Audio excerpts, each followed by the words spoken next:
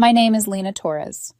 I'm 28 years old, and if you asked anyone to describe me, they'd probably say steady. I've always been the reliable one, the friend who shows up early, the coworker who fixes the printer without being asked, the daughter who pays her bills on time and never forgets birthdays. I work IT support at a mid-sized company in the city. It's not glamorous, but it's stable, and for someone like me, stability has always felt like safety.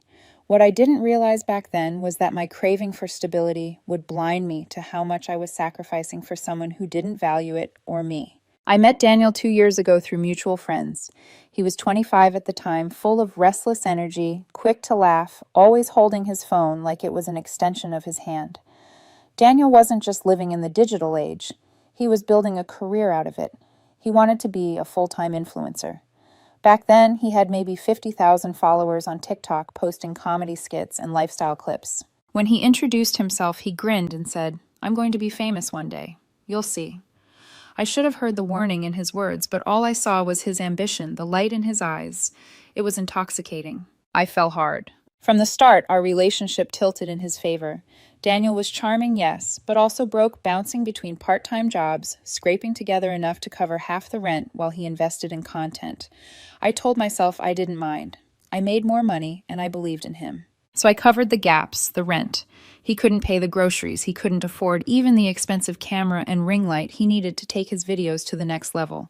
I paid for it all out of my savings. At night, after long shifts staring at code and troubleshooting servers, I would sit beside him on our worn-out couch, editing his videos while he scrolled endlessly for inspiration. I'd suggest captions, trim clips, adjust audio. Sometimes I even stayed up past midnight, my eyes stinging, just so he could post something by his self-imposed deadline. When my company offered me a promotion that required relocating, Daniel looked at me with panic in his eyes. "I can't move right now, Lena. My network's here. My growth is here." So I turned the offer down.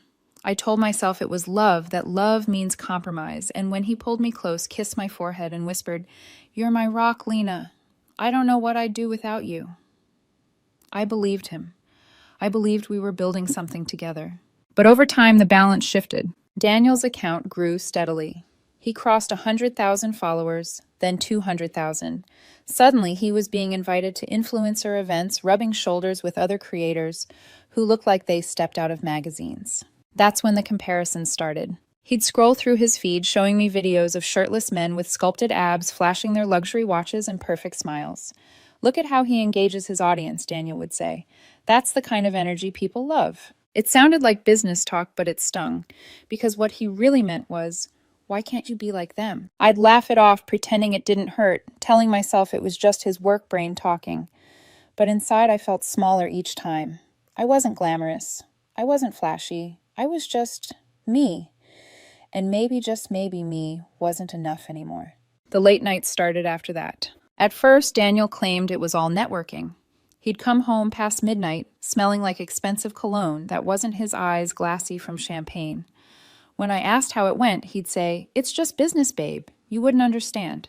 It's all about engagement." But his posts started changing too. They were flirtier, more suggestive. Videos with captions like, "Who wants to wake up to this?" His followers loved it. Strangers flooded his comments with heart emojis and fire symbols. I told myself it was harmless, that it didn't mean anything, that he still came home to me. But then I caught him DMing a bigger influencer, a girl named Maya with triple his following. The messages weren't explicit, but the late-night timestamps and the trail of red hearts told me everything I needed to know. When I confronted him, he smirked, brushing it off. "She's just a collab partner. Don't be so insecure, Lena. This is the job." The words lodged in my chest like splinters. Insecure, sensitive, overthinking. I began to wonder if that was all I was in his eyes, a safe harbor while he chased storms elsewhere. And yet I stayed. Because love isn't rational, and because every once in a while he'd still look at me like he used to, like I was the one person who believed in him when no one else did. But late at night, lying awake while he typed furiously on his phone, I started asking myself questions I'd never dared to voice. What if all my sacrifices weren't building a future but feeding a machine that would eventually spit me out? What if Daniel didn't really need me at all except as the quiet background character in his highlight reel? The thought chilled me, but I pushed it down, convincing myself tomorrow would be better. It wasn't. One evening, while Daniel scrolled through his comments, laughing at some joke his followers had made, I caught a glimpse of his screen. The caption on one of his draft videos read, "Imagine waking up to this every day." The clip hadn't posted yet. It was of me sleeping. My stomach nodded, but I didn't say anything. I told myself it was harmless. Just a silly draft. Maybe he'd delete it. I couldn't have known that draft was the crack in the dam. The water hadn't rushed through yet, but it was coming. And when it did, it would drown everything I thought I knew about love, loyalty, and the cost of sacrifice. It happened on a Tuesday morning. I woke up to my phone buzzing uncontrollably, like it was trying to escape my nightstand. At first I thought it was some system outage at work, a server going haywire, but when I reached for it, the notifications weren't from the office. They were from friends, from coworkers, from numbers I hadn't seen in years. "Lena, are you okay, girl? I'm so sorry you had to see that. Is this real?" He really did that. My chest tightened as I fumbled to open TikTok. I barely used the app, only followed Daniel to keep up with his content. But the moment I logged in, the truth stared me in the face. There it was, a video he'd posted the night before, already at 500,000 views. It was me, asleep on the couch, my hair wild, my mouth slightly open in the kind of way no one wants, immortalized on the internet. He'd added goofy filters, a cartoon drool effect sliding down my chin, clown music echoing in the background. The caption read, "Imagine waking up to this every day. Hashtag relationship goals. Hash real life. Hashtag girlfriend fails." The comments were merciless. "Bro, how do you sleep next to that and not run? She looks like a tired mom of 4. Upgrade time king. Girls giving NPC energy while he's main character." I felt my stomach drop like I'd been shoved off a cliff. My face burned, not from shame alone, but from betrayal. This wasn't a private joke. This wasn't something shared between lovers. He had turned me into content. I sat frozen on the couch, phone trembling in my hands. Memories of the past 2 years flashed in fragments, me staying up late, editing his videos, me covering his rent, me shelving my promotion for his dreams. All of it, and this was the thanks I got reduced to a punchline for strangers to laugh at. The unfairness clawed at my throat until I thought I might choke on it. When the door opened around noon, Daniel breezed in like he had won the lottery. His phone was in his hand, his grin wide. "Babe, the video's blowing up. We hit 1.2 million this morning. Can you believe it?" I looked at him, disbelief written all over my face. My voice came out low, almost foreign to me. "Daniel, that's me, sleeping. You posted that without asking. Do you have any idea how humiliating this is?" He blinked, then laughed. Actually laughed. "Oh, come on, Lena, don't be so dramatic. It's funny. My followers love the realness. This is the kind of stuff that goes viral." I set my phone on the coffee table carefully, as if it were glass about to shatter. "Funny to you, maybe. But people are mocking me in the comments. They're calling me a loser, saying you should upgrade.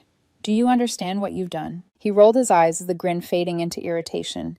"You're being way too sensitive. This is my career. You knew what you were signing up for when we started dating.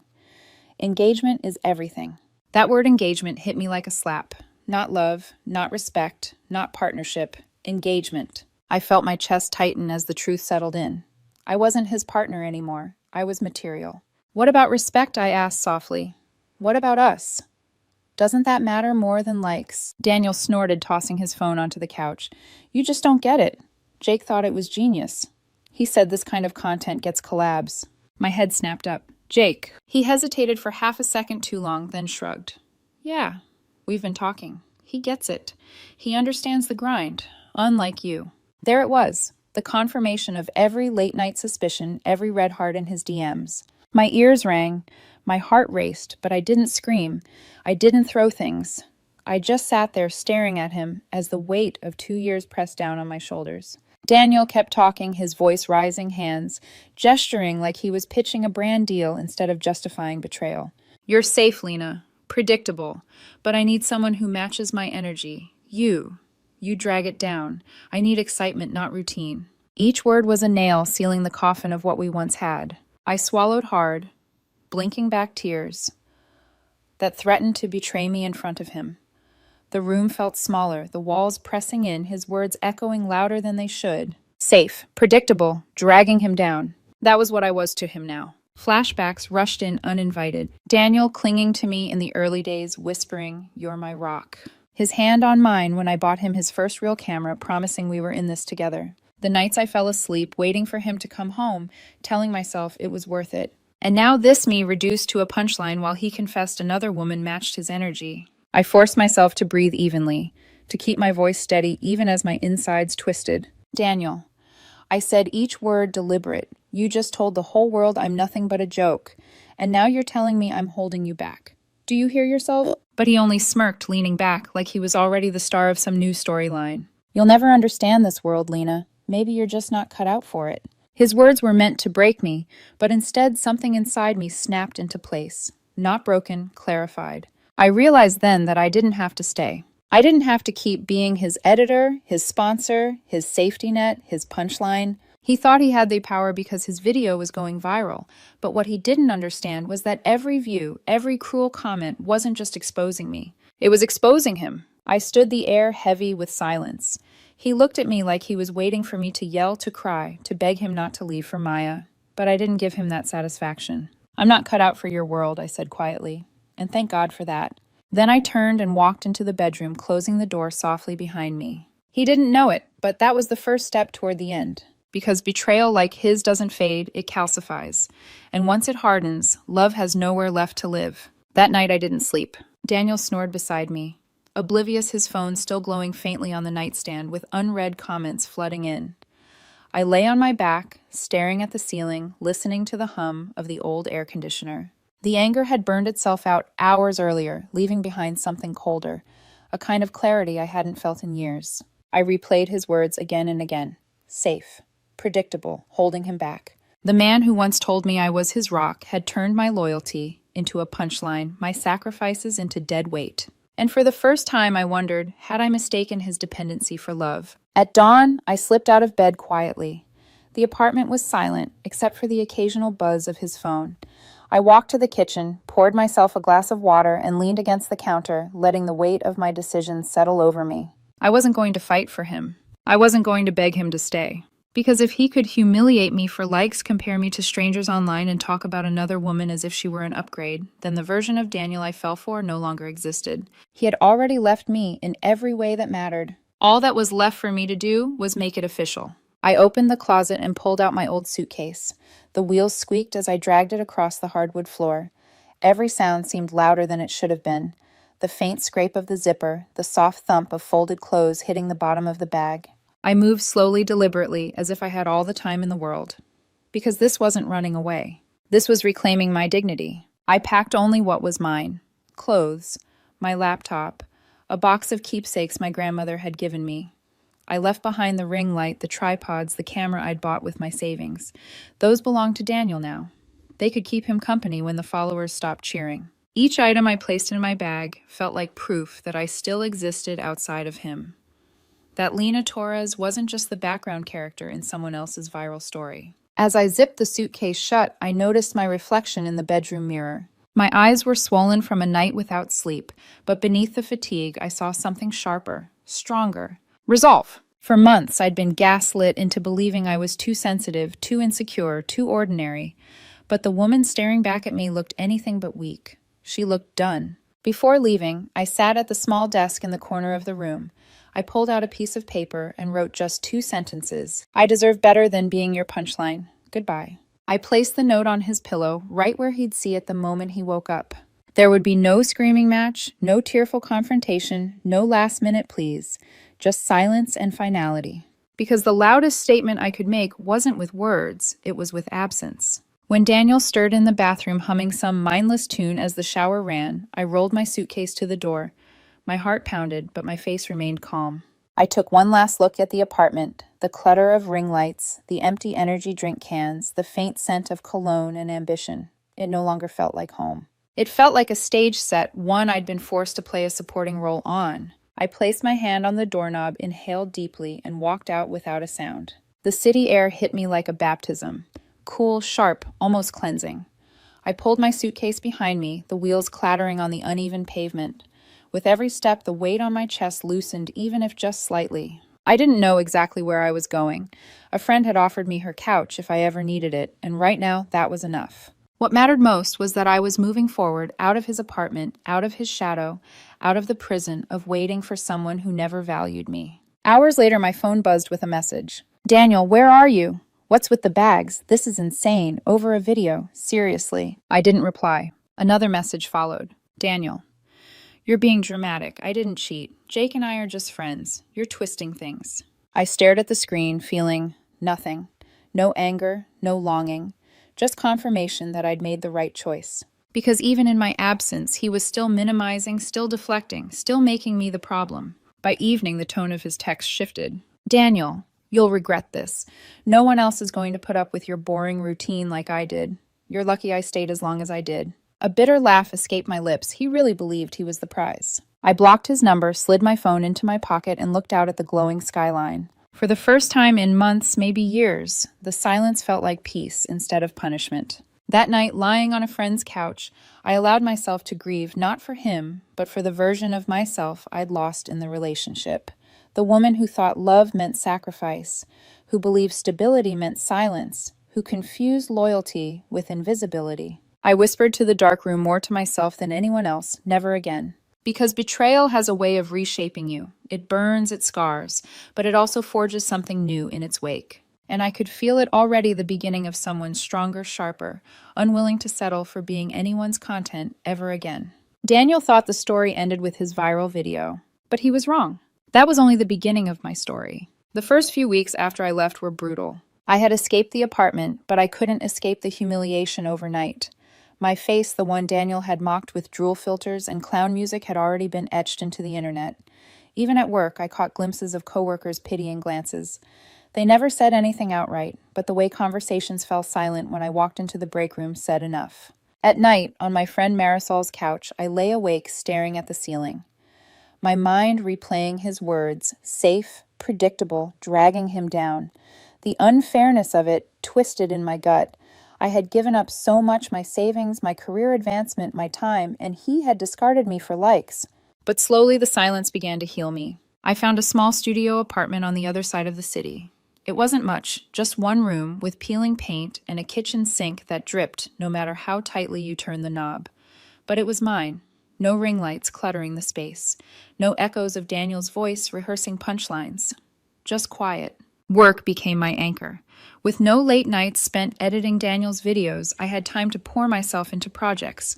I took on extra assignments, polished my presentations, stayed late because I wanted to, not because I was waiting for someone to come home from a networking event. And in a twist of irony, the same week Daniel's video hit 5 million views, my boss called me into his office. "Lena," he said, tapping a folder on his desk, "you've really stepped up these past few months. We'd like to offer you a raise and more flexibility to work remotely." I smiled, not because of the money, though, that helped, but because it felt like the universe was whispering, "See, you were holding yourself back too." I built small rituals that became lifelines. Morning gym sessions where I blasted podcasts about self-growth instead of Daniel's endless playlist of trending TikTok sounds. Long hikes on weekends, something I'd always wanted to do, but Daniel had once dismissed as boring nature stuff.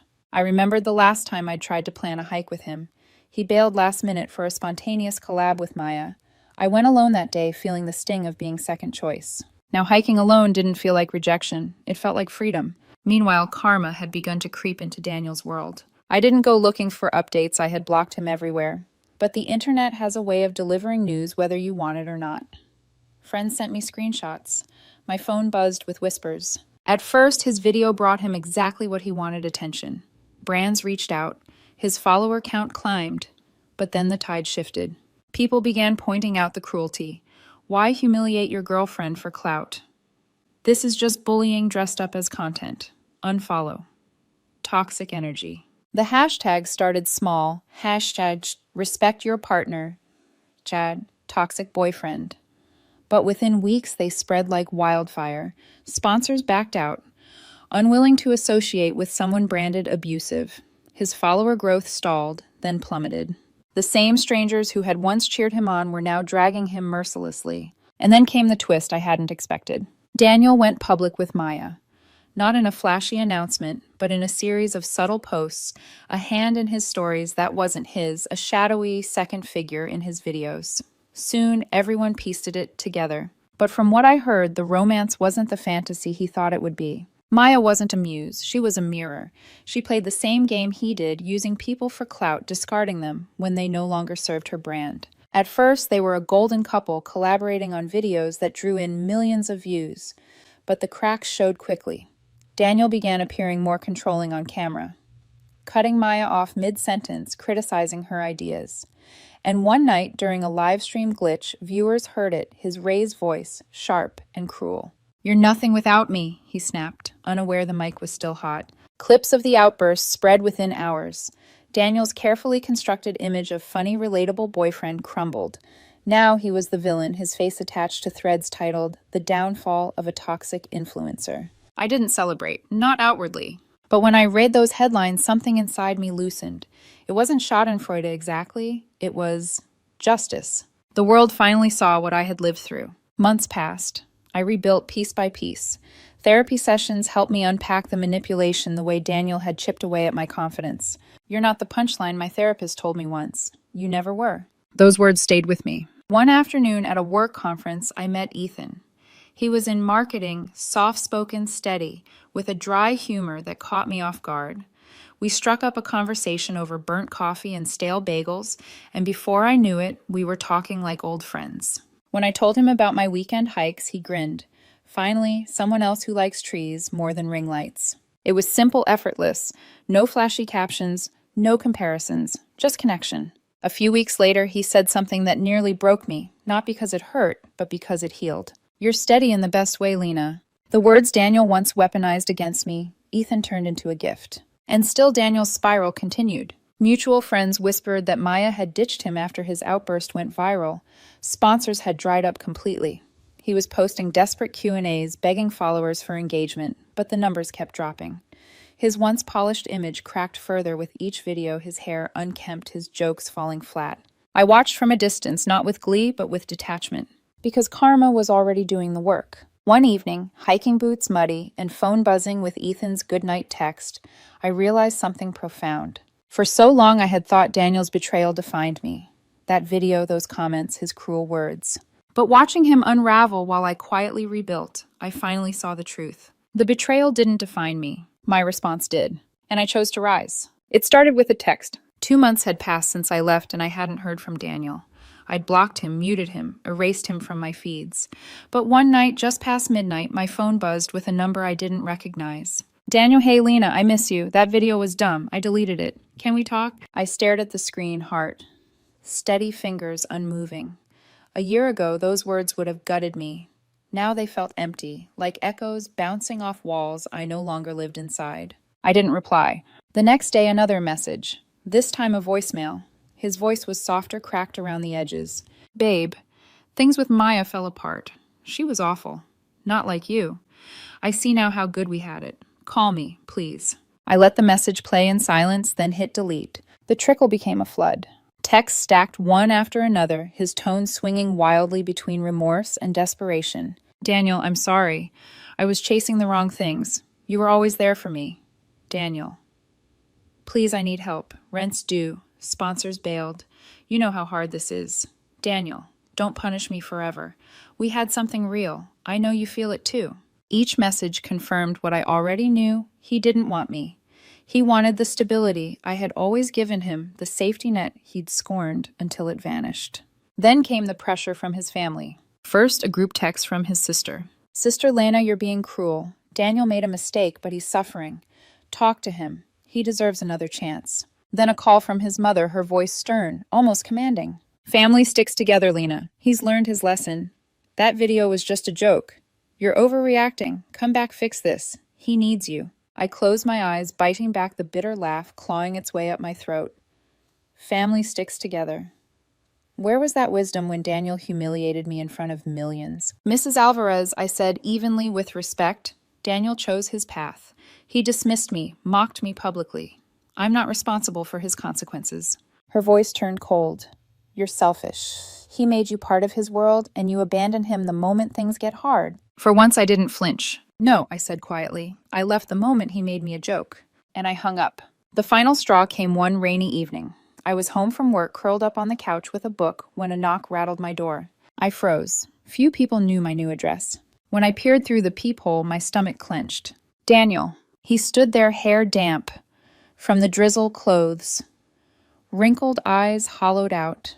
He looked smaller than I remembered, like the bright, ambitious influencer had been stripped away, leaving only a boy who didn't know how to exist without applause. I opened the door just enough to block his way. "What do you want, Daniel?" His voice cracked, his hands fidgeting. "I messed up Lena. I know I did. Maya, she used me, took my money, and left. My followers hate me.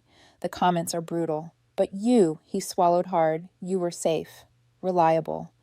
I realize now I threw that away." His words might have once felt like balm. Now they landed like insults wrapped in apologies. Safe, reliable, the same things he had mocked me for before. "That's on you," I said flatly. "You chose excitement over respect. You called me a distraction, remember." He stepped closer, his voice rising, desperation twisting into anger. "I was wrong. I see it now.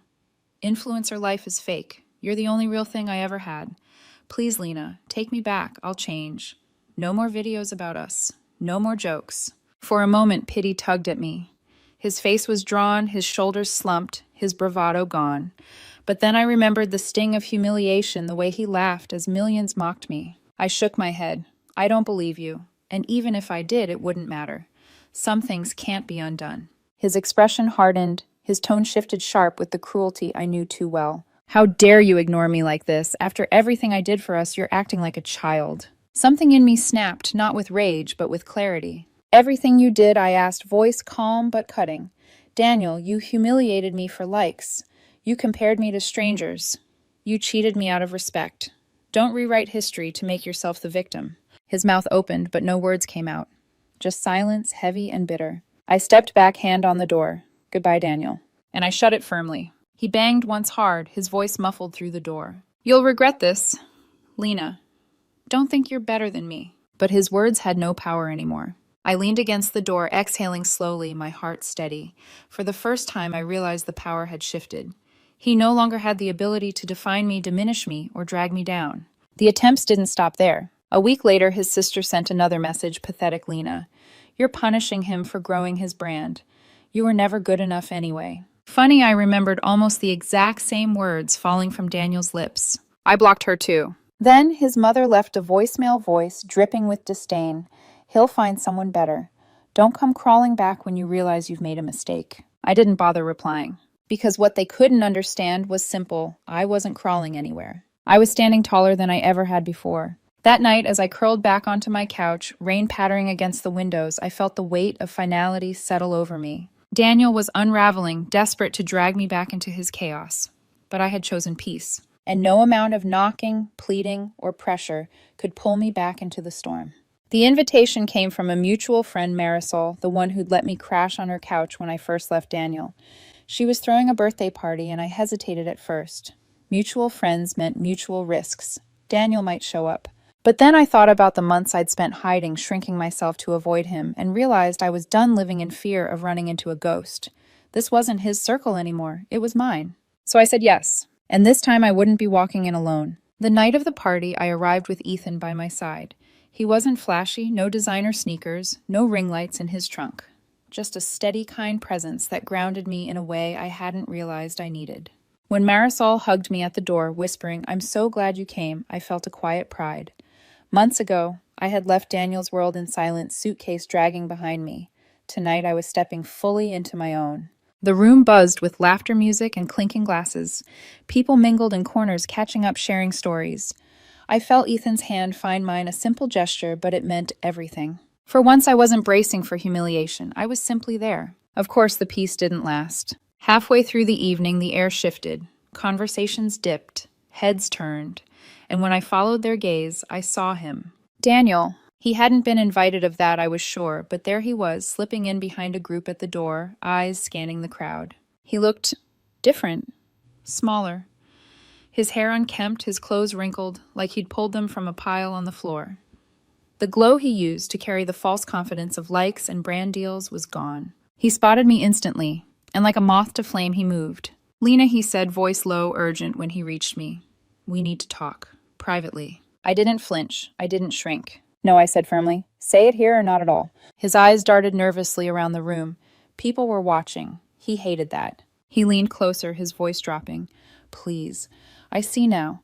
You were the best thing I had. Maya destroyed me. I'm in therapy trying to rebuild. Let's start over. I promise no more online drama. Just us. The desperation in his tone might have once softened me, but not tonight. Tonight I wasn't the girl begging for scraps of respect. I was the woman who had walked away. Before I could answer, Ethan returned from the kitchen, 2 drinks in hand. He slid one toward me with a smile, his presence effortless, steady. Daniel's eyes widened, the realization hitting him like a blow. He looked between us, the man beside me, the calm in my smile, the ease in my posture. And I could see it written all over his face he had lost. I turned to Daniel, my voice steady, clear enough for anyone nearby to hear. Daniel, that chapter is closed. You mocked me for being safe and predictable. But Ethan, he sees it as strength. He values what you threw away. You don't get to rewrite the story now that your brand collapsed. His face flushed red.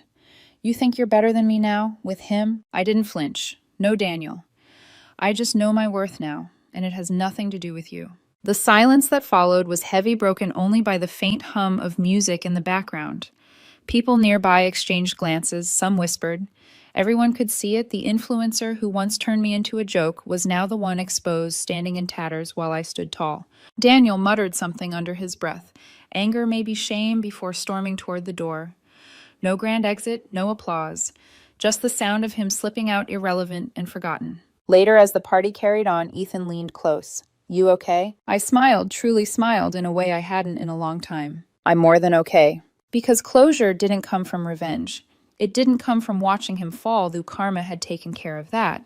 Closure came from realizing I no longer needed his validation or his apologies. On the ride home, Ethan laced his fingers with mine. The city lights flickered past, and I thought about everything I'd endured. The betrayal, the humiliation, the silence, the rebuilding. For so long, I thought Daniel's video defined me, that the internet's laughter would follow me forever. But sitting there hand in hand with someone who valued me without conditions, I realized the truth. That viral video didn't end me. It freed me. When we reached my apartment, I leaned against the doorway for a moment, listening to the quiet. Months ago, silence had felt like punishment. Tonight, it felt like peace. I whispered to myself, not as a vow this time, but as a truth already lived. Never again. Because I was no one's punchline. I was Lena Torres. And my story had only just begun.